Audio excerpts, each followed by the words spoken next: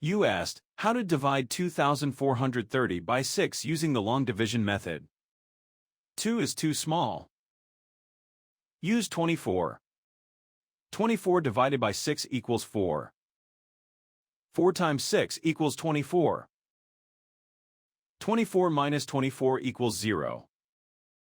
Bring down 3, making 3. 3 divided by 6 equals 0. 0 times 6 equals 0. 3 minus 0 equals 3. Bring down 0, making 30. 30 divided by 6 equals 5. 5 times 6 equals 30. 30 minus 30 equals 0. The remainder is 0. The final result is 405.